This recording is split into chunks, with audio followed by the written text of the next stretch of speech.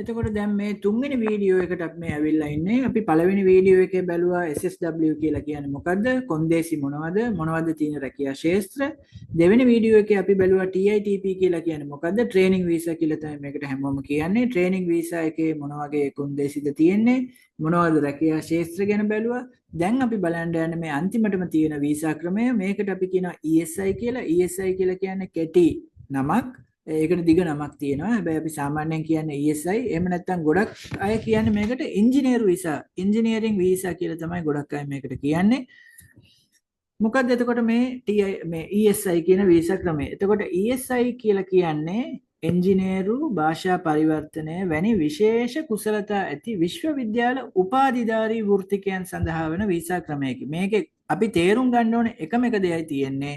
මේ වීසා ක්‍රමයේ යටතේ ඔයගොල්ලෝ ජපානයට යනවා නම් ඒක හරි ක්‍රමයක් තමයි. එහෙම නැත්නම් හරි පාරක් තමයි. නමුත් මේ ESI පාවිච්චි කරලා ඔයගොල්ලෝ ජපානයට යනවා නම් ඕගොල්ලන්ට අනිවාර්යයෙන්ම උපාධියක් තියෙන්න ඕනේ. මොනවා හරි විෂයක උපාධියක් තියෙන්න පුළුවන්. ඉංජිනේරුවෙක් වෙන්නත් පුළුවන්. ඉංජිනේරුවන්ටත් උපාධි තියෙනවා. ඒ හින්දා තමයි මේකට ඉංජිනේරු වීසා එහෙම නැත්නම් එන්ජිනියරින් වීසා කියලා කියන්නේ. අනිවාර්යයෙන්ම උපාධියක් තියෙන්න ඕනේ. උපාධියක් නැත්තම් මොකද කරන්න පුළුවන්? උපාධියක් නැත්තම් එක්කෝ SSW ක්‍රමය යටතේ ඔයගලන්ට try එකක් දෙන්න පුළුවන්. එහෙම නැත්තම් TITP ක්‍රමය යටතේ try කරන්න පුළුවන් යන්න. උපාධියක් තියෙනවා නම් එහෙමනම් ඕගොල්ලන්ට පුළුවන් ESI ක්‍රමය යටතේ මේ ජපානයට යන්න try කරන්න. හැබැයි ජපානයට ESI ක්‍රමය යටතේ යනවා නම් බොහෝ රැකියා සඳහා ඉහළ මට්ටමේ ජපන් භාෂා කුසලතා අවශ්‍ය වෙනවා. ඒ කියලා කියන්නේ හොඳට ඕගොල්ලන්ට ජපන් කතා කරන්න පුළුවන් වෙන්න ඕනේ. කතා කරන්න, ලියන්න, තේරුම් ගන්න, එහෙම නැත්නම් එදිනෙදා ජීවිතයේදී හොඳට චතුර ලෙස කතා කරන්න කියලා අපි සාමාන්‍යයෙන් කියන්නේ. ඒ කියන්නේ හොඳට කතා කරන්න පුළුවන් ජපන් දැනුමක් තිබුණොත් ඔන්න ESI ක්‍රමය යටතේ ඕගොල්ලන්ට ජපානයට යන්න පුළුවන්.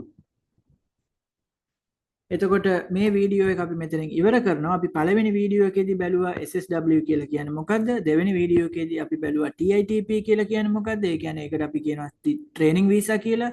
ESI ක්‍රමය ගැන ESI කියලා කියන්නේ මොකද්ද කියන එක මේ වීඩියෝ එකේදී බැලුවා. එතකොට මම කිව්වා මේකට ගොඩාක් අය කියන්නේ ESI කියලා කියන්නේ නැහැ. ලංකාවේ ගොඩක් අය මේකට කියන්නේ එන්ජිනියරින් වීසා. එහෙම නැත්නම් ඉංජිනේරු වීසා කියලා තමයි කියන්නේ. මේකෙදී ඔයගොල්ලන්ට ජපානයට යනවා නම් අනිවාර්යයෙන්ම උපාධියක් තියෙන්න ඕනේ. සහ ඕගොල්ලන්ට හොඳට ජපන් කතා කරන්න පුළුවන්, ජපන් තේරුම් ගන්න පුළුවන් හැකියාවක් ඕගොල්ලන්ට තියෙන්න ඕනේ. එහෙමනම් අපි ඊළඟ වීඩියෝ එකේදී බලමු දැන් මොකද්ද මේ ජපන් භාෂා විභාග ගැන අපි කතා කරා. මොකද්ද මේ ජපන් භාෂා විභාගයේ මොකක් හරි තියෙනවද විශේෂත්වය? අන්න ඒ වගේ දේවල් ගැන අපි 4 වෙනි වීඩියෝ එකේදී කතා කරමු.